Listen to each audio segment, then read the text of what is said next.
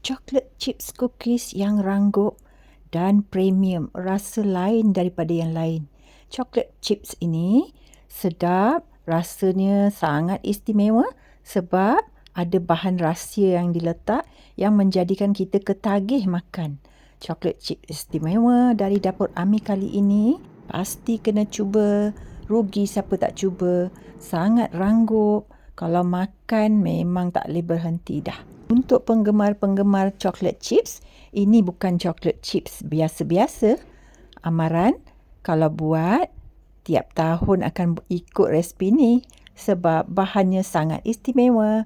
Okey, jom kita tengok cara buatnya sangat mudah. Kita perlukan 1 ketul butter dan 1 cawan margarine. Kita pakai margarine ya untuk bagi dia lebih ranggup. Dua bahan ni kita putar sebentar dalam 2 ke 3 minit sahaja. Lepas tu kita tambahkan dengan gula caster. 2 cawan gula caster. Kalau nak masukkan 1 cawan gula caster dan 1 cawan gula perang tu pun boleh ya. Kemudian kita putar sebentar macam ni. Tak payah lama-lama sangat. Sekarang kita nak masukkan telur sebiji, masukkan esen vanila sedikit untuk bagi dia wangi.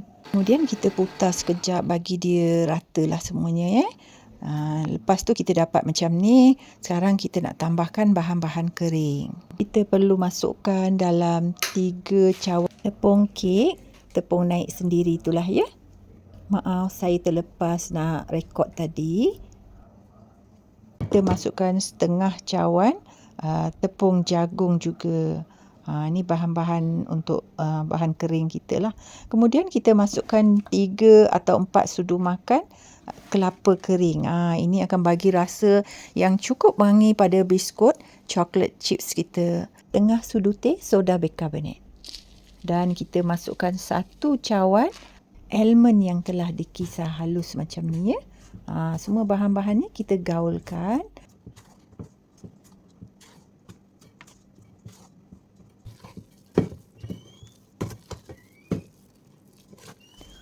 Selepas kita gaul, sekarang kita masukkan chocolate chips lah.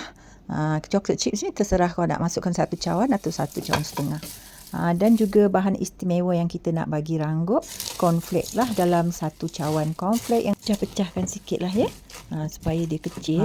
Ini bahan-bahan yang akan jadikan chocolate chips cookies kita lebih istimewa. Bila kita dah gaul-gaul macam ni, kita bagi dia rehat sebentar dalam setengah jam. Lepas tu bolehlah kita cubit-cubit macam ni.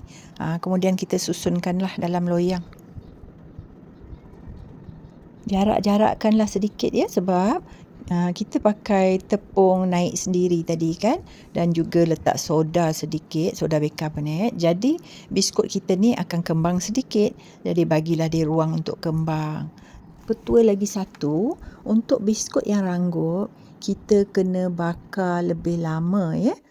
Kita panaskan oven kita 170 darjah Celsius sebelum kita buat biskut ni. Dah panaskan, kita bakar dalam 25 minit ataupun 30 minit. Bergantunglah pada ketuhar kita masing-masing. Dah masak, boleh keluarkan dan sejukkan dahulu. Baru dia akan lebih ranggup. Dah sejuk nanti barulah masukkan dalam balang kedap udara lah ya. Jangan masukkan panas-panas, nanti dia lemau pula. Sebab dia beruap kan, masih panas lagi. Jadi perempuan kena cuba chocolate chips cookies dari Dapur Ami yang istimewa ini. Lain daripada lain. Savekan video ini, komen dan share pada rakan-rakan agar bermanfaat ya. Sehingga bertemu lagi. Assalamualaikum dan selamat menunaikan ibadah puasa.